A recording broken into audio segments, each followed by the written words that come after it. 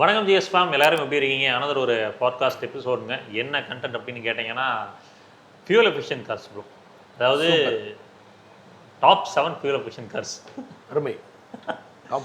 Top 7. அதாவது சும்மா வந்து காம்பேக்ட் செக்மெண்ட்டுக்குள்ளே, குட்டி செக்மெண்ட்டுக்குள்ளே மட்டும் பேசாமல் ஒரு சின்ன செலரியில் ஆரம்பித்து 700 வரைக்கும், ஓகேங்களா? அந்தந்த செக்மெண்ட்டில் எது வந்து ஃபியூல் எஃபிஷியண்ட்டாக இருக்குது, எந்த கார் வந்து எக்கனாமிக்கலாக உங்களுக்கு பெட்டராக இருக்கும், அதே மாதிரி அந்த காரோட பாசிட்டிவ்ஸ் அண்ட் நெகட்டிவ்ஸை மட்டும் அப்படியே சொல்லிட்டு போயிடலாம்.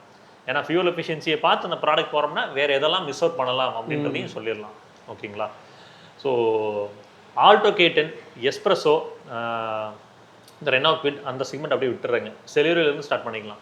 செலிரியோ, டியாகோ, ஸ்விஃப்ட் இந்த மாதிரி இதுலேருந்து போய்க்கலாம், சரிங்களா? ஏன்னா இன்றைக்கி ஆல்டோ K10, எஸ்ப்ரெஸோ தர மைலேஜை இன்றைக்கி இந்த கார்களே தருது. அதனால பெட்டரான ஒரு வேல்யூ ஃபார் மணி ப்ரொபோஷன் பார்த்தீங்கன்னா, நான் குட்டி காராக போகிறதுக்கு பதிலாக இன்றைக்கி ஒரு ஆல்டோவே டாப் ஆஃப் செல்லிங் போனீங்கன்னா 8 லட்ச ரூபா கிட்ட வருது. அப்படின்றப்போ அந்த 8 லட்ச ரூபாயை நம்ம செலரியோ, பலினோ, ஸ்விஃப்ட் இது மாதிரி ஸ்பெண்ட் பண்ணிக்கலாம். ஸோ அதை வச்சு தான் போகிறோங்க. ஃபஸ்ட் ப்ராடக்ட் குட்டி காரில் ஆரம்பிச்சிங்கன்னா செலரியோ. என்ன மைலேஜ் அப்படின்னு பார்த்தீங்கன்னா, ப்ராக்டிக்கலாகவே வந்து அவங்க கிளைம் பண்ணுறது 26 கிட்ட கிளைம் பண்ணுறாங்க. பட் ரியல் டைமில் வந்து 22 to 23 கிடைக்குதுங்கிறாங்க. யாருக்கு பொருத்தமாக இருக்குன்னா, சிட்டிக்குள்ளே மட்டும் ஓட்டுவோம் கேப் யூசர்ஸ்க்கு. அப்புறம் வீட்டில் வந்து லேடிஸ் ஓட்டுறதுக்கு அவங்க வந்து பார்த்தீங்கன்னா குட்டியாக ஒரு காம்பாக்டான ஒரு காரை எதிர்பார்க்குறாங்க அப்படின்னா அதில் ஆட்டோமேட்டிக் இருக்குது. 1 லிட்டர் நேச்சுரல் ஆஸ்பிரேட்டட் தான். ரிலையபிளான்னு கேட்டிங்கன்னா, நாங்கள் எஸ்ப்ரெஸோ பார்த்தோம். 1.2 lakh கிலோமீட்டர் ஒன்றதே பார்த்தோம். கிலோமீட்டர் வண்டி நல்லா இருக்கு. ஸோ அதனால அந்த 1 லிட்டர் நேச்சுரல் ஆஸ்பிரேட்டட் 3 சிலிண்டரை வந்து பெருசாலாம் கொஸ்டின் பண்ண முடியல. நல்லா தான் இருக்குது. 1 lakh கிலோமீட்டர் ஓடின வண்டியும் பார்த்துருக்குறோம். அது சலசலம்லாம் போகல, ஓரளவுக்கு நல்லா தான் இருக்குது. சஸ்பென்ஷன்லாம் சத்தம் வந்துச்ச வழியே, பட் என்ஜினில் வந்து பெருசாக இல்லை. ரியல் டைம் மைலேஜ் ஆக்சுவலாக அவங்க கிளைம் பண்ணுறதுலேருந்து ஒரு 2 to 3 கிலோமீட்டர் குறைச்சாலுமே நமக்கு 21 to 22ங்கிறது ஒரு நல்ல மைலேஜ் தான் செலரியை பொறுத்த வரைக்கும். என்னன்னா நிறைய பேருக்கு இந்த ப்ராடக்டோட டிசைன் பிடிக்கல. டிசைன் பழைய செலரியோ எல்லாத்துக்கும் நல்லா இருக்கும், பிடிச்சிருக்கா. இந்த சென்டரில் கொண்டாந்து பவர் பட்டன்லாம் வச்சுட்டு பழைய செலரியோ கூட டோர் ட்ரிம்ல இருக்கும், பவர் விண்டோ பட்டன்லாம். இதில் காசு கட்டிங் பண்ணுறாங்கிற பேரில் கொண்டாந்து சென்டரில் வச்சுட்டு கொஞ்சம் நல்லா காசு கட்டிங் பண்ணி வண்டி சின்ன கார் மாதிரி காமிச்சிட்டானுங்க. சின்ன கார். இன்னொன்று அது ஒரு மாதிரி எந்த விதத்திலிருந்து பார்த்தாலுமே அது ஒரு நல்ல டிசைன் அப்படின்ற மாதிரி ஒரு இதாக இல்லை. அது பின்னாடி பார்த்தீங்கன்னா லைட்டாக ஷிஃப்டோட ரிசம்பிளன்ஸ் மாதிரி லைட் இருக்கும், பழைய ஷிஃப்டோடது. அப்புறம் பழைய செலரியை பார்த்தீங்கன்னா கொஞ்சம் பெரிய கார் மாதிரி இருக்கும். பார்க்கறதுக்கே ஒரு ஆஸ்தட்டிக்கலி நல்ல கார், ஒரு நல்ல கார், ஒரு நல்ல டீசென்டான ஒரு எலிகன்ஸான லுக்கில் இருக்கும். இது வந்து ஒரு அல்டோ ஸ்டீராய்டு மாதிரி தான் இருக்குது. அந்த பழைய அல்டோ அப்புறம் ஒரு 2-3 ப்ராடக்ட்ஸ் வந்து மர்ஜ் பண்ணி டெவலப் பண்ண மாதிரி தான் இருக்கு. அந்த செலரியோட லுக்கை உடச்சிட்டாங்க. பட் ப்ராக்டிக்கலாக சஸ்பென்ஷன் நல்லா இருக்குங்க ப்ரோ, நல்லா இருக்கு. அப்புறம் வீட்டில் பிரைமரியாக நீங்கள் சொல்கிற மாதிரி டீபோர்டு ஓட்டுநர்கள் எடுக்கணும்னு விருப்பப்படுறாங்க, ஒரு காம்பேக்டர் எடுத்து விருப்பப்படுறாங்கன்னா தாராளமாக எடுக்கலாம். மைலேஜ் நல்லா கொடுக்குது. சிஎன்ஜிலாம் போகிறப்போ வந்து பார்த்தீங்கன்னா 33 கிட்ட கொடுக்குது மைலேஜ். ஸோ அது வந்து ப்ராக்டிக்கலாக எல்லாத்துக்குமே பிரோஜனமாக இருக்கும். பில்டு குவாலிட்டின்னு கேட்டிங்கன்னா இப்போ வரைக்கும் அதோட ரியல் டைம் கிராஷ் டெஸ்ட்டோ இல்லை எதுவும் பார்க்கல. ரொம்ப பிரமாதமாக இருக்கும்னு சொல்ல முடியாது, ஆவரேஜாக இருக்கும் பில் குவாலிட்டி பொறுத்த வரைக்கும். இல்லை செலரியோட நம்பர்ஸே குறைஞ்சிருச்சு பார்த்தீங்களா? ஆமாம், நம்பர்ஸே ரொம்ப இல்லை. டிஸ்கவுண்ட்ஸும் நல்ல டிஸ்கவுண்ட்ஸ் கொடுக்குறாங்க. பட் இருந்தாலும் நம்பர் புஷ் பண்ண முடியல. ஏன்னா செலரி வாங்குற ப்ரைஸுக்கு ஷிஃப்ட் வாங்கிக்கலாம், பாலினோக்கு போயிடுறாங்க. ஒன்றும் பெரிய டிஃபரன்ஸ் இல்லைங்க ப்ரோ. எல்லாருமே நீங்கள் இஎம்ஐ போட்டு எடுக்கும்போது ஒரு 2000-3000 சேர்த்து மந்த்லி இஎம்ஐ கட்டும்போது நல்ல ஒரு சஃபஸ்டிகேட்டான கார் போய்க்கலாம். ஏன்னா இது ஒரு அல்டோட ரெசம்பிளன்ஸ் கொடுக்குது. அதான் எனக்கே பிடிக்கல. அது என்ன டிசைன் இது அப்படின்ற மாதிரி ஒரு ஒப்பீனியனை கொடுத்துச்சு. செலரியோ சர்வீஸ் காஸ்ட்லாம் பார்த்தீங்கன்னா எனக்கு தெரிஞ்ச ஆவரேஜாக ஒரு 3000-3500 தான் வருது. சர்வீஸ் காஸ்ட்டே அவ்வளோ கம்மியாக தான் வருது. மெயின்டெனன்ஸும் கம்மி தான். இந்த விஷயங்கள் டிசைன் பெர்ஸ்பெக்டிவ் மட்டும் யோசிச்சுக்கோங்க. மற்றபடி ஆக்சுவலாக அந்த காம்பேக்ட் செக்மெண்ட்டில் அது நல்லா தான் இருக்குது. செலரியோவை தாண்டி நம்ம அடுத்து வந்தோம் அப்படின்னா இன்றைக்கி ஹேட்ச்பேக்ஸ் டியாகோ இருக்குங்க, ஸ்விஃப்ட் இருக்குது, பலினோ, i20, ஆல்ட்ராஸ் இருக்குது, i10 நியாஸ் இருக்குது. ஸோ இந்த மாதிரி ப்ராடக்ட்ஸ் கூட, ஈவன் சிட்ரானோட C3 இருக்குது. ஸோ இந்த மாதிரி ப்ராடக்ட்ஸ் கூட கம்பேர் பண்ணும்போது 2 ப்ராடக்ட் வந்து மைலேஜில் வந்து பெட்டராக இருக்குது. ஒன்று வந்து மாருதியோட பலினோ அண்ட் ஸ்விஃப்ட்டுங்க. இன்னொரு பக்கம் டீசல் ஆப்ஷன் வேணும்னா டாடா அல்ட்ராஸ். ஏன்னா டீசல் இப்போ வரைக்குமே வந்து ஹேட்ச்பேக்கில் இருக்கிற ஒரே கார் அது ஒன்று தான் டீசலில் ஒரு சாலிடான பில்டுங்க, நல்ல ஒரு மெச்சூர்டான ஒரு ரைட் கம்ஃபர்ட்டு, மைலேஜ் ஃபியூல் எஃபிஷியன்ஸாகவும் இருக்கணும், பவர் அண்ட் டார்க் எக்ஸ்பெக்ட் பண்ணுவீங்க, டார்க்கியான ஒரு டிரைவ் எக்ஸ்பெக்ட் பண்ணுவீங்கன்னா டாடா அல்ட்ராஸோட டீசல் ட்ரை பண்ணலாம், நல்லாயிருக்கும். அந்த செக்மெண்ட்லேயே டீசல் இன்னும் அவங்க மட்டும் தான் வச்சிருக்காங்க. வச்சிருக்கானு என்னைக்கு முடிப்பானுன்னு தெரியாது, என்னைக்கு அதை நிற்பாட்டுவாங்கன்னு தெரியல. ஆமா. ஸோ அப்படின்றப்ப டீசல்லாம் ஸ்ட்ரெயிட்டாகவே டாடா ஆல்ட்ராஸில் குறைகள் இருக்கான்னு கேட்டிங்கன்னா, டீசல் இன்ஜினில் எனக்கு தெரிஞ்ச ஆல்ட்ராஸ் டீசல் இன்ஜின்லாம் பெருசாக பிரச்சனை வந்த மாதிரியும் தெரியல. உங்களுக்கு ரொம்ப வைப்ரேஷன் உள்ள கேபின்குள்ளே வர மாதிரி ஒரு உணர்வு இல்லை. சர்வீஸ் காஸ்ட் ஆன் ஆவரேஜ் வந்து ஒரு 5000 to 7000 இப்படி தான் இருக்குது. டாட்டாவில் அங்கங்கே சர்வீஸ் இஷ்யூ இருக்கிறது ரியாலிட்டி உண்மை தான். பட் எங்கே சர்வீஸ் நல்லா இருக்குதோ அங்கே ப்ரிஃபர் பண்ணி நீங்கள் போகிறனா போகலாம். இந்த பக்கம் ஸ்விஃப்டோட 3 சிலிண்டர் இன்ஜினா இல்லை பலினோவோட அந்த 4 சிலிண்டர் இன்ஜினா அப்படின்னு சொல்லி தான் மேஜர் பீப்புள் கம்பேரிசனில் வராங்க. புது ஷிஃப்ட் ஆக்சுவலாக வந்து டிசைன் சூப்பராக பண்ணியிருந்தாங்க. சூப்பராக பண்ணியிருக்காங்க. சஸ்பென்ஷன் நல்லா டியூன் அப் பண்ணியிருக்காங்க. சஸ்பென்ஷன் நீங்கள் எந்த விதமான ரோட்ஸில் போனீங்கனாலும் ரொம்ப கம்ஃபர்டபுளாக உள்ள அவ்வளோ ஸ்மூத்தாக ஹேண்டில் பண்ணுது. எங்கே அது லேக் ஆகுதுன்னா, டிப்பிக்கலி சொல்ல போனால் அந்த 3 சிலிண்டர் இன்ஜின் வந்து நான் ரிலையபிலிட்டி ரீதியாக கொஸ்டின் மார்க் இன்னும் வந்து 1 lakh கிலோமீட்டர் ஓடலை, அதனால் நான் பார்க்கல, எனக்கு தெரியல. அப்போ நான் அதை வந்து ரிலையபிளாக ஸ்ட்ராங்காக வந்து ஒரு 1 lakh ப்ளஸ் இருக்கும் அப்படின்னு சொல்ல முடியல. இன்னொன்று அந்த 3 சிலிண்டர் வந்து டிப்பிக்கலி சிட்டிக்குள்ளேனா ஓகே, சிட்டிக்குள்ள உண்மையிலுமே நல்லா இருக்குதுங்க. 1.2 லிட்டர் அந்த 4 சிலிண்டர் கே சீரிஸ் பலினோ இருக்கு பாத்தீங்கன்னா, அதை விடவே சிட்டிக்குள்ள அது பெர்ஃபார்மன்ஸ் நல்லா இருக்கு. அண்டர் 80 குள்ள ஒன்ஸ் அந்த 80 தாண்டிச்சுன்னா அது பிரெத் லூஸ் ஆகுது. இப்போ மேஜரா 80% எனக்கு சிட்டி, 20% ஹைவேஸ் அப்படின்னா பலினோவை காட்டிலும் ஷிஃப்ட் போகலாம். பட் ஸ்டில் ஜாப்பனீஸ் அப்படின்றனால வி கேன் ட்ரஸ்ட் இட்ங்க. ரொம்ப மோசமான ஒரு என்ஜினை சீக்கிரம் செலவு வைக்கக்கூடிய ஒரு இன்ஜினை தயாரிச்சிருக்க மாட்டாங்க. பட் இன்னுமே ப்ராக்டிக்கலாக 1 lakh கிலோமீட்டர் பார்க்கலான்னு அதோட ப்ராபபிலிட்டி நாங்கள் சொல்ல முடியாது. அஷ்யூர்டாக அது 1 lakh ஓடுன்னு சொல்ல முடியாது. பரவாயில்ல, அந்த கே சீரிஸ் நம்ம பார்த்துருக்கோம் 1 lakhலாம் ஜஸ்ட் லைக் தட் கிராஸ் ஆகிருக்குது அப்படின்றப்போ அது. இன்னொன்று பர்ஃபார்மன்ஸ்னு பார்த்தீங்கன்னா லீனியராக அந்த சுசுக்கியோட அந்த கே சீரிஸ் வந்து 120, 130, 140 வரைக்குமே லீனியராக சர்ஜ் இருக்குது. பர்ஃபார்மன்ஸும் இருக்குது, மைலேஜும் இருக்குது, ரிஃபைன்மெண்ட் இருக்குது. வண்டி ஆன்ல இருக்கு ஆஃப்ல இருக்கானே தெரியாது. ஸோ அது ஒரு அடட் அட்வான்டேஜ். இதுக்கு ஈக்குவலாக i20 இது இருக்கும். பட் i20 இது மைலேஜ் தான், மைலேஜ் வராது. ஹுண்டாயை பொறுத்த வரைக்கும் என்னைக்குமே மைலேஜ் இருந்ததில்ல. 14-15 தாண்டதே இல்லை அந்த கே சீரிஸ் இன்ஜின். அந்த கப்பா சீரிஸ் வந்து இன்னும் எனக்கு தெரிஞ்சு வந்து கே சீரிஸ் கப்பா கே சீரிஸ் வந்து சுசுக்கில. Okay correct. அது எல்லாத்துக்குமே குழப்பம் வரும். கே சீரிஸ் வந்து பாத்தீங்கன்னா சுசுகி இது, கப்பான்னு சொல்லப்படுறது ஹுண்டாய் இது டிவிடி. ஸோ அதில் மைலேஜ் தான் ஒரு ட்ராபேக்கு. பலினோவா ஸ்விஃப்டான்னு கேட்டிங்கன்னா என்னை பொறுத்த வரைக்கும் பலினோ பக்கம் தான் கை தூக்குவேன். ஏன்னா 4 cylinder engine already proven kilometre exactly. இன்னொன்று நம்ம ஏன் மாருதிலாம் போகிறோம்னா, சுசுக்கி போகிறோம், டொயோட்டா போகிறோம்னா ரிலையபிலிட்டிக்காக போகிறோம். அந்த ரிலையபிலிட்டியில் ஒரு குட்டி கொஸ்டின் மார்க்கோட இருக்கிற இடத்துல நான் போய் நிற்க விரும்பல, அவ்வளோதான் என்னை பொறுத்த வரைக்கும். அப்புறம் ஸ்பேஸ்ங்க, பலினோட ஸ்பேஸ் வந்து பின்னாடி கொஞ்சம் நல்லா இருக்கும். லெக் ஸ்பேஸ், நீ ஸ்பேஸ் நல்லா இருக்கும். ஆஸ் அ ப்ராடக்டாக வந்து த்ரூ அவுட் நம்ம எக்ஸ்பீரியன்ஸ் பண்ணும்போது அதை காட்டிலும் கொஞ்சம் வெல் பில்டாக ஒரு உணர்வை கொடுக்குது. அதுதான் ஈவன் தோ வந்து டிசைர் வந்து 5 ஸ்டார் ரேங்க் வாங்கியிருந்தனாலும் ஸ்விஃப்ட்டும் அதே தான், கிட்டத்தட்ட அதே தான். ஸ்ட்ரக்சர் எனக்கு தெரிஞ்சு ரொம்ப மோசம் பண்ணியிருக்க மாட்டாங்க. பட் என்னன்னா அந்த எக்ஸ்டீரியர் ஷீட் மெட்டல் வந்து கொஞ்சம் பலினோட பெட்டராக இருந்த மாதிரி ஒரு உணர்வை கொடுத்தது. ஸோ அது மேபி சின்ன சின்ன டென்ஸ் எல்லாம் கொஞ்சம் தாக்கு பிடிக்கலாம். அப்புறம் டைனமிக்கலி கேட்டிங்கன்னா ஷிஃப்ட் நல்லாயிருக்கும்.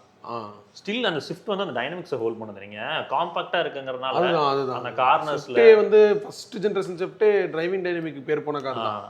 ஒரு டிரைவர்ஸ் காராக இருக்கும் அது எப்பயுமே.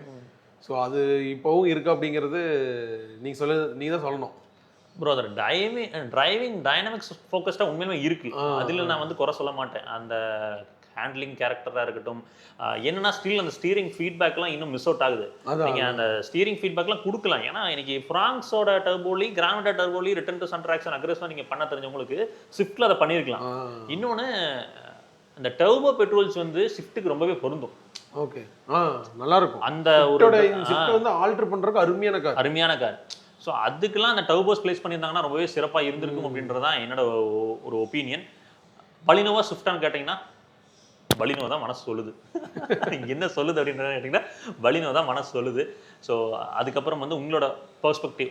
அப்புறம் 4 பேர் தாண்டி 5வது பேர் உட்காரப்போ பலினோ தான் கம்ஃபர்டபுளாக இருக்கும். ஸோ ஹேட்ச்பேக்கில் பலினோ அல்லது ஆல்ட்ராஸ் நம்மளை பொறுத்த வரைக்கும். சப்-4 மீட்டர் செடான்ஸ்னு பார்க்குறாங்க அப்படின்னா, சப்போஸ் அடிஷ்னலாக சப்-4 மீட்டர் செடான்ஸ்னு கேட்குறீங்கன்னா, டிசைர் ஆர் ஹோண்டா அமேஸ்னு கேட்டிங்கன்னா, மைலேஜ் பெர்ஸ்பெக்டிவில் பார்க்கும்போது அமேஸ் நெருக்கி வந்தாலும் பட் டிசைர் வில் பி ஒரு ஸ்டெப் வந்து கொஞ்சம் பெட்டராக இருக்குது. இதுதான் ரியாலிட்டி மைலேஜில். சரி, இதெல்லாம் முடிச்சு வந்துட்டோம் ப்ரோ. அடுத்து இந்த சப்-4 மீட்டர் எஸ்யூவிஸ்னு வருவோம். சப்-4 மீட்டருக்குள்ள வந்தால் ப்ரோ நேச்சுரல் ஆஸ்பெக்ட் எடுத்திங்கன்னா Kia Sonet, Hyundai Venue, Maruti பிரஸாவில் 1.5 லிட்டர், இது 1.2 லிட்டர். இந்த 1.2 லிட்டர் என்ன பிரச்சனைனா ஆல்ரெடி அது மைலேஜ் தராது. ஓகேங்களா, ரொம்ப பொறுமையாக 70-80 ஓட்டிங்கன்னா 16 கிட்ட வரும். ஆனால் பொறுமையாக ஓட்டினா தான் வருது. ஸோ அப்படின்றப்போ அதை ரொம்ப ஃபியூல் எஃபிஷியண்ட்டாக பார்க்க முடியல என்னால். ஏன்னா நீங்கள் டர்போஸே 80 ஓட்டினீங்கன்னா அந்த மைலேஜை கொடுத்துருது, 15-16 கிட்ட கொடுத்துருது. அப்போ ஃபியூல் எஃபிஷியன்சி பார்ட்னு பார்க்கும்போது பெட்ரோலில் உங்களுக்கு பிரெசாவோட ஸ்மார்ட் ஹைபிரிட் வெர்ஷன்ஸ் தான். நான் ஸ்மார்ட் ஹைபிரிட் இருக்கு பாத்தீங்களா, அந்த VXI மேனுவல் LXI மேனுவல் வந்து பாத்தீங்கன்னா கம்மியாக தான் தருது. அந்த smart hybrid 1 or 2 kilometre advantage கொடுக்கறனால ஒரு 16 to 17 கிடைக்குது ரியல் டைம்ல. ஸோ பெட்ரோலில் நீங்கள் ஃபியூல் எஃபிஷியன்சி வேணும் அப்படின்னு நினச்சிங்கன்னா பிரெசா தான் ஒரே சாய்ஸுங்க. அப்படி இல்லை அப்படின்னா டீசல் அப்படின்னா நிறைய சாய்ஸ் இருக்குது. வென்யூ இருக்கு, சோனட் இருக்கு, 3XO இருக்கு, 3XO நெக்ஸான் இருக்கு, நெக்ஸான் இருக்குது. இது எல்லாமே டீசல் ஆப்ஷன்ஸ் வருது. அதுல வந்து 3XO டீசல் நல்லா மைலேஜ் கொடுக்குறதா இப்போ நம்ம ஒரு யூசர் ரிவ்யூ கூட பண்ணியிருந்தோம்ல, நம்ம தாஸ் அவரும் சொல்லியிருந்தாருனால மைலேஜ் கொடுக்குது. ஆக்சுவலாக முதல்ல வந்து கொஞ்சம் அக்ரெசிவ் டியூன் இருக்கு, இப்போ லீனியரா பண்ணனால அவர் 20 கிடைக்குதுங்கிறாரு. வென்யூல ARAA 22.7 அந்த மாதிரி கிளைம் பண்ணிருக்கானுங்க. வென்யூ 23 வரைக்கும் டீசல் மேனுவல் சொல்றீங்க. டீசல் மேனுவல் ஆட்டோமேட்டிக்னா கம்பல்சரி அவங்களுக்கு தான் சஜஸ்ட் பண்ணுவேன். ஏன்னா டார்க் கன்வெர்ட்டரோட வருது, டார்க் கன்வெர்ட்டர் கியர் பாக்ஸோட வருது. ஸோ அதான் அடாப்டட் அட்வான்டேஜ். அப்புறம் இதுக்கு முன்னாடி சொன்ன பலினோ அதுலாம் வந்து பாத்தீங்கன்னா AMTs தான். அதுல AMTs உண்மையிலுமே நல்லா தான் பண்ணிருக்காங்க. மோஸ்ட் நல்லா இருக்கு. ரொம்ப அந்த AMD எவ்வளவு பெட்டரா கொடுக்க முடியுமோ அப்படி கொடுத்துருக்காங்க. நல்லா இருக்கு. ஸோ இங்கே சஃபர் மீட்டரில் பிரெசான் வரும்போது பில்டு குவாலிட்டி நல்லா தான் இருக்குது. பில்டில் மோசம் கிடையாது, பட் ஃபீச்சர்ஸ் இல்லை. ஃபீச்சர்ஸ் போய் உட்காந்தோனையும் கொஞ்சம் ஒரு ஓல்ட் ஸ்கூல் டிசைனு, பாக்ஸியான டிசைனு எல்லாத்துக்கும் பிடிக்குமா அப்படிங்கிறது தெரியல. வேற வழி இல்லாமல் போகிற மாதிரி ஒரு சூழ்நிலை தான் இருக்குது. ஏன்னா எனக்கு அது மட்டும்தான் ஒரு ப்ராப்பரான ஒரு நேச்சுரல் ஆஸ்பிரேட்டட் என்ஜின் இருக்குது. ஸோ லாங் டேர்முக்கு பெட்டராக இருக்கும் அப்படின்றதுனால அது சாய்ஸ் இல்லாமல் போகிற மாதிரி தான் இருக்குது. ஒரு லாங் டேர்மராக பார்க்குறீங்க, மைலேஜ் உங்களோட பெர்ஸ்பெக்டிவ் வெரைட்டி ஓட்ட மாட்டீங்க அப்படின்ற பட்சத்தில் பிரெசா போகலாம். பிரெசாவில் உள்ள மைனஸ் என்னன்னா, இந்த ரியர் சீட்டோட லேட்ரல் மூவ்மெண்ட் இப்படி ஆடும். ஏதாவது குழியில் விட்டீங்கன்னா இந்த லேட்ரல் மூவ்மெண்ட்ங்கிறது கொஞ்சம் ஜாஸ்தியாக இருக்கும். ஃப்ரண்ட்ல தெரியாது, பட் ரியரில் இருக்கும். ஓகே, மற்றபடி ஓகே தான். என்னன்னா நீங்கள் எதுக்கு பே பண்ணுறீங்கன்னா, அந்த என்ஜின் 1.5 லிட்டர் என்ஜின் அதோட டாக்ஸுக்கு தான் பே பண்ணுறோம் அதிகம். ஸோ அதனால தான் ஃபீச்சர்ஸ் அவங்களால எடுத்து வர முடியல. பட் அதில் 1.2 லிட்டர் MPFI டர்போ வருதுங்கிறாங்க. அது வந்தால் தான் ரியல் என்னன்னு தெரியும். 3XO diesel, Nexon diesel, Hyundai Venue diesel, Kia Sonet diesel அப்படின்னு பார்க்கும்போது ஹிண்டே வென்யூ அண்ட் கியா சொனட்டோட அந்த CRD சொல்லவே வேண்டாம். 1.5 லிட்டர் நல்ல மைலேஜ் கொடுக்கும். ப்ரூவ்ட் என்ஜின் அது, பிரச்சனையே வராது, ஓடிட்டே இருக்கும். ஸோ அது வந்து ஃபர்ஸ்ட் ப்ரிஃபரன்ஸுங்க. அது இல்லை, நீங்கள் ஹிண்டே வென்யூ கியா சொனட் மெக்கானிக்கலி ஒன்று தான். உங்களுக்கு எது பிடிச்சிருக்கோ போங்க. ஃபீச்சர்ஸ் ரீதியாக பேக்கேஜ் பண்ணியிருப்பாங்க வேரியன்ஸ், அதில் எது பிடிச்சிருக்கோ போங்க. பட் என்ஜின் வைஸ் உங்களுக்கு மைலேஜ் இதுதான். உங்களுக்கு லாங்குக்குலாம் 20 கிடைக்கும், சிட்டிக்குள்ளே ஒரு 16-17 கேரண்டடாக கிடைக்கும். 3XO சிமிலர் இதே மாதிரி கிட்டத்தட்ட வந்து கொண்டு வந்துட்டாங்க. ஸோ நெக்ஸான் டீசலும் வந்து மைலேஜ் கிடைக்குது. பட் கம்பேர்ட் டு இது ரெண்டையும் கம்பேர் பண்ணும்போது அதோட ரிஃபைன்மெண்ட் லெவல்ஸ் கொஞ்சம் கம்மி தான். ரிஃபைன்மெண்ட் லெவல் ஓட்டும் போதே உங்களுக்கு டிஃபரன்ஸ் தெரியும். படன்னு ஒரு சத்தம் வரும். அது ஒன்று தான். அதில் ஹிண்டையோட என்ஜினோட ரிஃபைன்மெண்ட் பார்த்துருக்கீங்களா? பெட்ரோல் மாதிரி இருக்கும். வண்டி சில டைம்ல ஆன்ல இருக்கு, ஆஃப்ல இருக்கான்னு தெரியாத அளவுக்கு அதோட டீசல் என்ஜின் இருக்கும். அந்த ரிஃபைன்மெண்ட் லெவல்ஸில் தான் அவங்க கொஞ்சம் பெட்டர் பண்ணுறாங்க. பில்டு அப்படின்னு பார்த்தீங்கன்னா டெஃபினட்டாக 3XO நல்லா இருக்குது, சாலிடாக இருக்குது. உங்களுக்கு அது என்கேப்பில் வாங்கி ப்ரூவ் பண்ணிருச்சு. பிரெசாவும் பில்டு நல்லா இருக்குது. கியா சொனட் அண்ட் ஹிண்டே வென்யூ என்னன்னா இப்போ வரைக்குமே அது இந்த பக்கமாக அந்த பக்கமாகவே தெரிய மாட்டேங்குது. ஆமாம். ஸோ அது ஒன்று தான் வந்து ஒரு யோசனையாக இருக்குது அந்த பிளாட்ஃபார்ம். பார்ப்போம். அட்லீஸ்ட் வந்து ஏதாவது ஒரு ப்ராடக்ட்டை வந்து கிராஷ் டெஸ்ட்டு கொடுத்தாங்கன்னா கொஞ்சம் நல்லா இருக்கும். பட் ரியல் லைஃப் ஆக்சிடென்ட்ஸில் ரொம்ப பேத்தட்டிக்கே இல்லை. ஆமாம், ரொம்ப ஒரு மாதிரி காரே இந்த பழைய பலினோலாம் பார்த்தீங்களா அந்த மாதிரி ஆகாம ஓரளவுக்கு டீசெண்டாக இருக்கிற மாதிரி தான் தெரியுது இருக்கு. சர்வீஸ் காஸ்ட்டை பற்றி பேசுனோம்னா பிரெசா வந்து கண்டிப்பாக 5000 ரூபாய்க்குள்ள முடிஞ்சிருது. நீங்கள் ஹிண்டே வென்யூ, கியா சொனட்டு, அப்புறம் அந்த டாடா நெக்ஸான், மஹிந்திரா 3XO எல்லா டீசலுமே ஆன் அண்ட் அவரேஜ் நீங்கள் சர்வீஸ் காஸ்ட் ஒன்றா பண்ணிட்டாங்க. இன்னைக்கு அதிகபட்சம் ஒரு 5000 to 8000 ரூபாய் இதுதான் சர்வீஸ் காஸ்ட்டே வருது. ஏன்னா எல்லாருமே இன்னைக்கு பார்த்தீங்களா, முதல்ல ஒரு பிராண்ட் ஜாஸ்தியாக இருக்கும், ஒரு பிராண்ட் கம்மியாக இருக்கும். சம்மந்தமே இல்லாமல் இருக்கும். Volkswagenலாம் பார்த்தீங்கன்னா சம்மந்தமே இல்லாத ஒரு ரேட் போட்டு இருப்பான். இப்போ அவனே கம்மி பண்ணி வந்துட்டான். நீ வரலனா நீ மார்க்கெட்ல இருக்க முடியாது யாராலையுமே. நீ வந்து நீ பாட்டுக்கு ஒரு சர்வீஸ்க்கு வந்து 10,000 கொடு 15,000 கொடுங்கலாம் கேட்டுக்கிட்டு இருந்தாங்கன்னா யாருமே இன்னைக்கு அதை பண்ண ரெடியே பண்ணாம. ஏன்னா காம்படிஷன் அவ்வளவு அக்ரெசிவா கொடுக்குறாங்க இன்னைக்கு. அதனால சர்வீஸ் காஸ்ட்டை பொறுத்த வரைக்கும் எனக்கு தெரிஞ்சு வந்து நியூட்ரலைஸ் பண்ணிட்டாங்க. இப்போ சப்-4 மீட்டரில் பெட்ரோல்னா பிரெசா, டீசல்னா என்னோட ப்ரிஃபரன்ஸ் வந்து பர்சனல் ப்ரிஃபரன்ஸ் வந்து கியா சொனட்டா இருக்கு. அதை விட்டுட்டிங்கன்னா 3XO. கியா சொனட் ஏன் சொல்கிறேன்னா, அந்த வேல்யூ ஃபார் மணி பேக்கேஜிங் பெட்டராக இருக்கிற மாதிரி எனக்கு ஒரு உணர்வு இருந்துச்சு. பட் கொஞ்சம் டைனமிக்கலி பர்ஃபார்மன்ஸ் தாண்டி அந்த டைனமிக்ஸ், டிரைவிங் டைனமிக்ஸ் வந்து பார்த்தீங்கன்னா 3XO. ஸோ இந்த 3 ப்ராடக்ட்ஸை நீங்கள் பார்க்கலாம். ஹிண்டே வென்யூ ஏன் சொல்லணும்னா அது டியூ ஃபார் ஃபேஸ் லிஃப்ட்டுங்க. ஸோ அதனால அதை நான் ரெக்கமெண்ட் பண்ணலை. நெக்ஸான் வந்து அந்த ரிஃபைன்மெண்ட் லெவல்ஸ் வந்து இன்னும் ஸ்டில் வந்து இட் நீட்ஸ், அந்த என்ஜினோட ரிஃபைன்மெண்ட்ஸ் வந்து இந்த காம்படிட்டர்ஸ் கூட மேட்ச் பண்ணுறதுக்கு it needs some more refinement அப்படின்ற மாதிரி எனக்கு உணர்வு. ஸோ இதுதான். இதை விட்டுட்டு காம்பேக்ட் கிராஸ் ஓவர் ப்ரோ என்ன நினைக்கிறீங்க? காம்பேக்ட் கிராஸ் ஓவர்ஸில் வந்து Creta, Grand Vitara, Toyota Hyryder, MG Astor இருக்குது, ஃபோக்ஸ் வேகன் குரூப்போட டைகூன், ஸ்கோடா, குஷாக். எல்லாம் விட்டுருங்க நீங்கள் இதுக்குள்ள மைலேஜ் பற்றி பேசிகிட்டு இருக்கோம். நம்ம மைலேஜ் பற்றி பேசுகிற இடையதுக்குள்ளே கொண்டு வரேன். குரூப்பில் டூப்பு. மைலேஜில் கண்டிப்பாக எதிர்பார்க்க முடியாது, பர்ஃபார்மன்ஸ் எதிர்பார்க்குற இடத்துல மைலேஜ் எதிர்பார்க்க முடியாது. பட் மொல்லமாக ஓட்டலாம் வரும். அது மொல்லமாக ஓட்டுறதுக்கு நம்ம டர்போ வாங்கி ஓட்டணுங்கிற இது இல்லை. அது எவ்வளோ நேரம் நம்ம ஓட்ட முடியும் மொல்லமாவே? நமக்கே ஒரு டயர்ட் ஆகிடும், ஸ்லீப்பினஸ் வந்துடும். ரொம்ப நேரம் நீங்கள் 60-70 ஓட்டிகிட்டு இருந்தீங்கன்னா உங்களுக்கு ஆட்டோமேட்டிக்காக தூக்கம் வந்துடும் ஹைவேல. ஆமாம். ஸோ அப்படி பார்க்கும்போது அதில் இந்த சிட்ரான் C3 ஏர் கிராஸையும் உள்ள சேர்த்துக்கலாம்னு வச்சுக்கோங்களேன். அதெல்லாம் உள்ள வந்ததுனாலும் எனக்கு பெட்ரோலில் மைலேஜ் அப்படின்னா Grand Vitara and Hyryder hybrid versions. Hybrid version ஏன் நான் சொல்ல மாட்டேன்னா ப்ரோ, 4 லட்ச ரூபா சேர்த்தி போட்டது வாங்குறதுக்கு நான் இதையே வச்சுக்கிறேன் அப்படின்ற ஒரு உணர்வு வந்துருச்சு. ஏன்னா ஹைப்ரிட் 4 lakhs ஜாஸ்தி வருது. 4 lakhsக்கு 1.8 lakh கிலோமீட்டர் ஓடினா தான் நான் ஹைப்ரிட்டுக்கு போகிற காஸ்ட்டை வந்து நான் ரெக்கவர் பண்ணுறேன் அப்படின்றதுனால எனக்கு மனசில் என்ன தோணுச்சுன்னா 4 லட்ச ரூபா நான் முன்னாடியே கட்டிடுறேன், ஒரு ப்ரீபெய்டாக கட்டிட்டு ஓட்டுறேன் அப்படின்றதுனால இதனால் சொல்ல முடியல. அதனால் அதை நான் காம்படிஷனுக்குள்ளே கொண்டு வரல.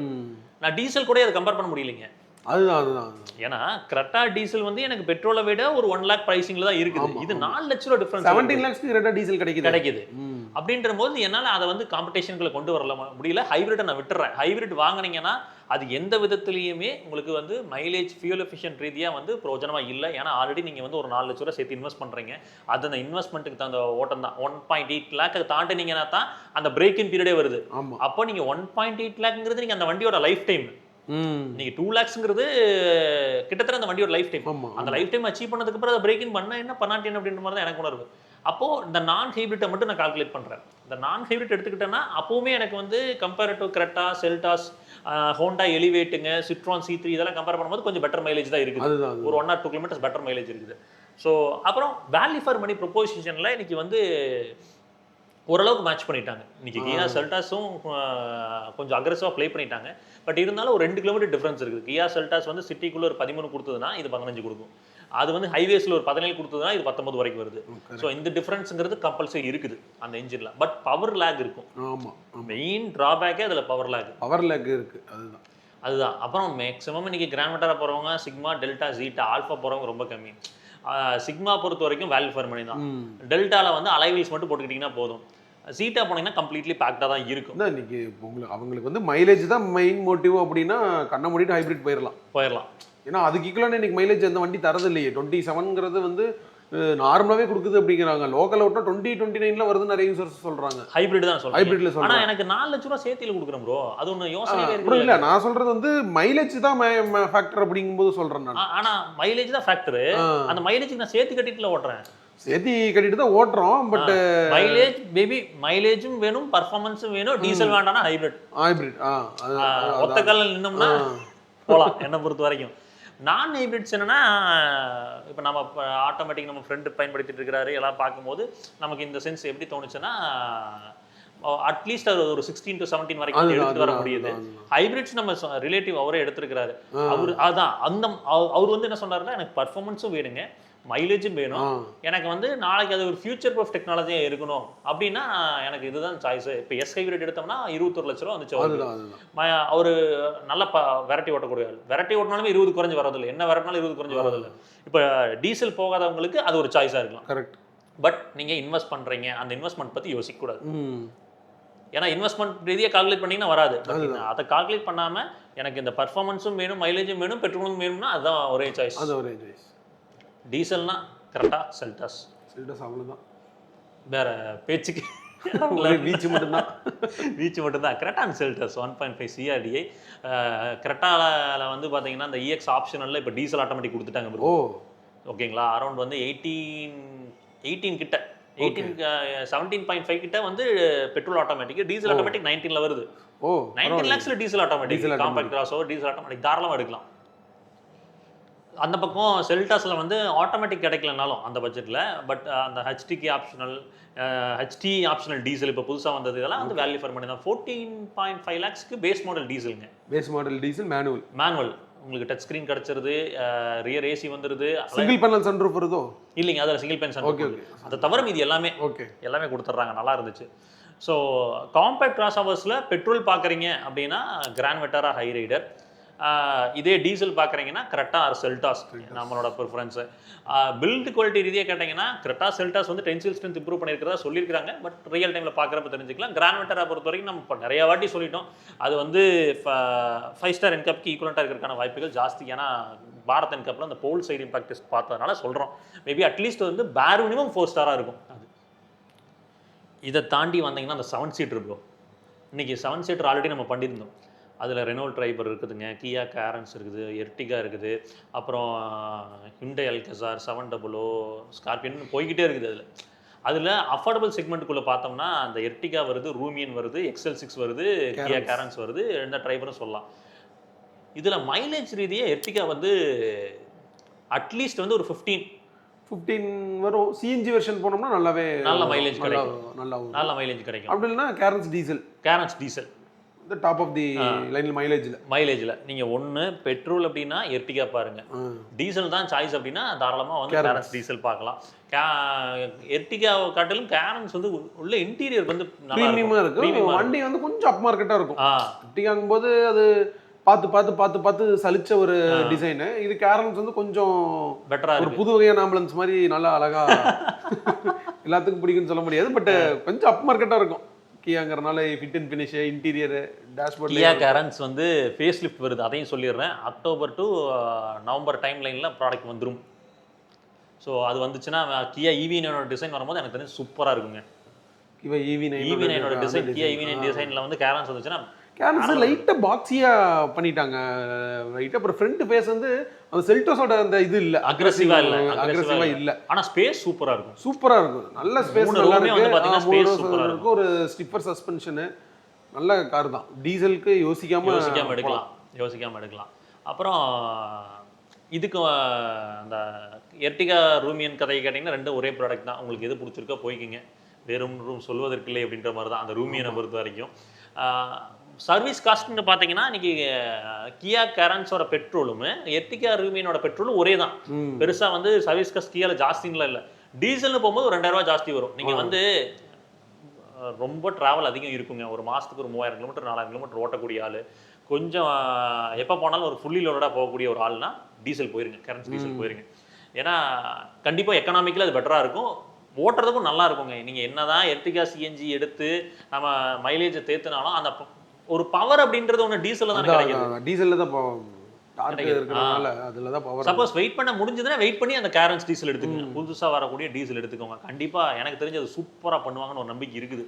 ஏன்னா சிரோஸ்லேயே இப்போ வந்து நிறைய அக்ரஸிவான ஒரு மார்க்கெட்டிங் பண்ணாலும் அந்த ப்ராடக்டோட பேக்கேஜிங் அப்படின்றது நல்லா இருந்துச்சு. அதே மாதிரி இதில் எதிர்பார்க்குறேன். பில்டு குவாலிட்டி பொறுத்த வரைக்கும் ரெண்டுமே ஒன்றுக்கு ஒன்று சளைச்சது இல்லைங்க, சுமாராக இருக்கும், ஆவரேஜாக இருக்கும். அதில் பில்டெல்லாம் பெருசாக எதிர்பார்க்க முடியாது அந்த செக்மெண்ட்டில். ரெனால்ட் ட்ரைபர் மட்டும்தான் கொஞ்சம் சிங்கக்குட்டி கம்மியான காசில் கொடுத்தாலும் ஒரு 4 ஸ்டார் என்கா போட்டிருக்கிறாரு. இதை தாண்டி இப்போ வந்தோம்னா 700, ஸ்கார்பியோ என்னங்க, இந்த Safari, Harrier, Jeep Compass, Hector, இதுலலாம் வச்சு ஒரு கம்பேரிசன் மாதிரி பார்க்குறோம். இதில் வந்து ஃபியூல் எஃபிஷியண்ட்டாக பார்க்குறோம் அப்படின்னா ஹாரியர் அண்ட் 700 வந்து நிற்கும் முன்னாடி. ஹாரியரும் MG ஹெக்டரும் ஒரு நெக் இருக்கும், 700 ஒரு பக்கம் இருக்கும். 700 மேனுவல் நல்ல மைலேஜ் தரும், சூப்பரான மைலேஜ். ஏன்னா நமக்கு டீசல் நம்மளதே கிட்டத்தட்ட 13 to 14 எடுக்கிறோம். அப்போ எனக்கு தெரிஞ்சு ஆட்டோமேட்டிக் நம்மளுது. இப்போ நாங்கள் அதுலேருந்து மேனுவல்னு பார்த்தீங்கன்னா ஒரு 2 கிலோமீட்டர் சேர்த்து கொடுக்க தான் செய்யும்.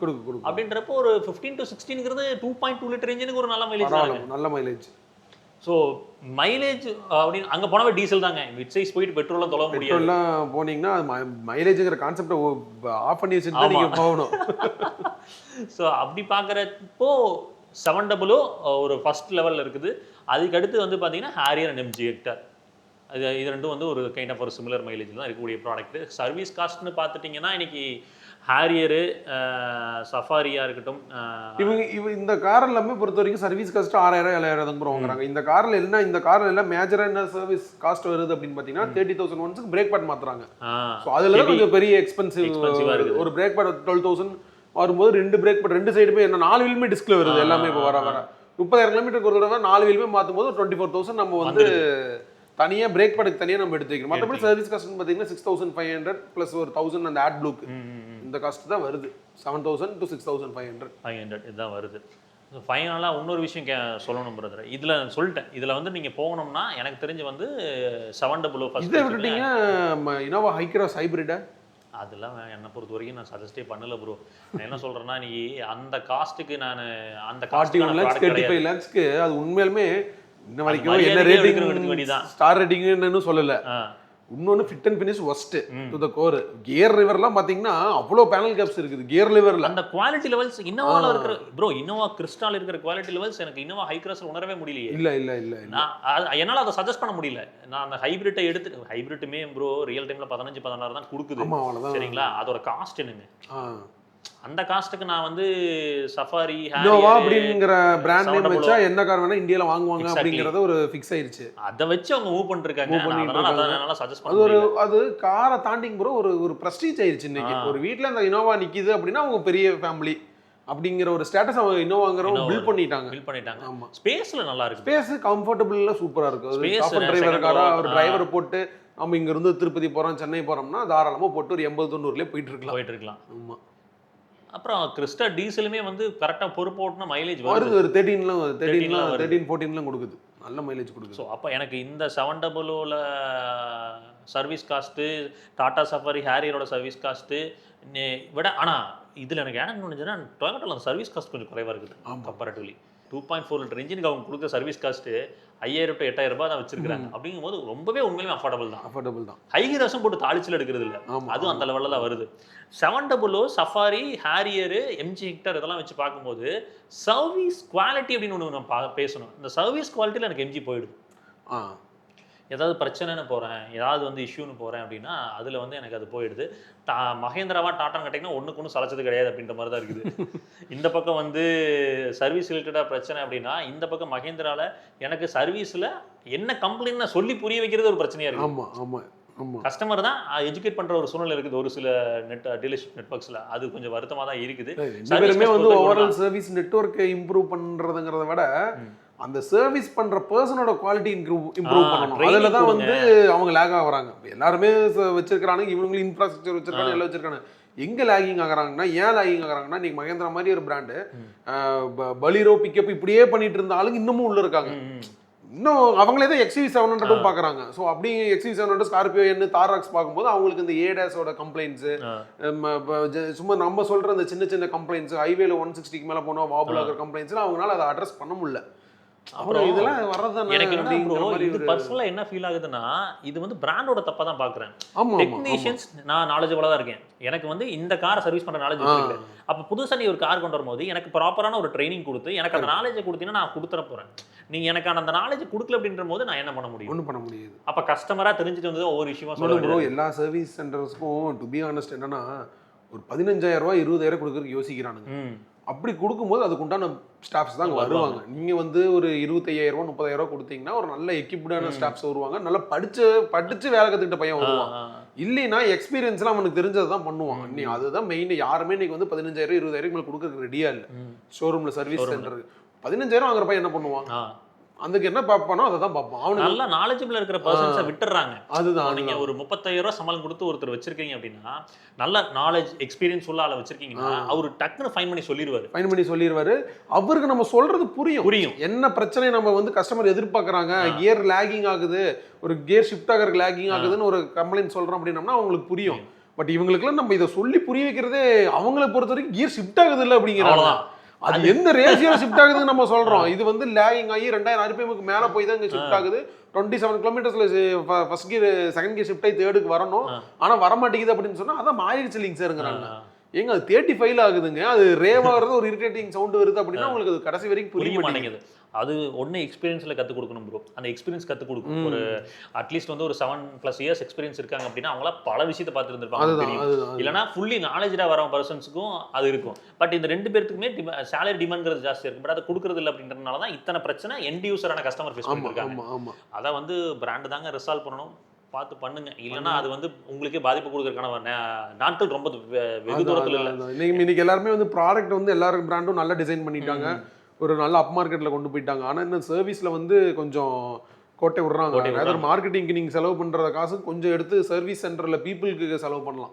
நல்ல ப்ரோ இது மஹிந்திரா டாடான்ற தாண்டி இன்னைக்கு எல்லா பிராண்ட்ஸுமே அங்க இருக்கக்கூடிய டெக்னீஷியன்ஸ்க்கு கொடுக்கக்கூடிய நாலேஜ் அந்த ட்ரைனிங்ஸும் குறைஞ்சிக்கிட்டே வருது. ஆமா ஆமா, அதுல எக்ஸ்பர்டைஸா இருந்த பீப்புள்ஸ் நீங்க பார்க்க முடியல. சூப்பரா பண்றாங்க ப்ரோ. நெக்ஸா ஹுண்டாய் எல்லாம் வந்து சர்வீஸ்ல வந்து எந்த கஸ்டமரா இருந்தாலும் சூப்பர் கார்ப்பரேட் ஆபீஸ் மாதிரி இருக்குங்கறாங்க. ஆமா, நெக்ஸாலையும் மாருதியில ஹுண்டாயில என்ன ஆடட் அட்வான்டேஜ்னா ப்ரோ, நீங்க ஒரு பிரச்சனை போய் சொல்றீங்க, பிரச்சனை உங்களுக்கு தெரியலனாலுமே கஸ்டமர் மேல அதை திருப்புறது இல்ல. அதுதான் சார் இப்படிதான் இருக்கு சார், வெயிட் பண்ணுங்க செக் பண்ணிட்டு வரேன்னு வராங்க.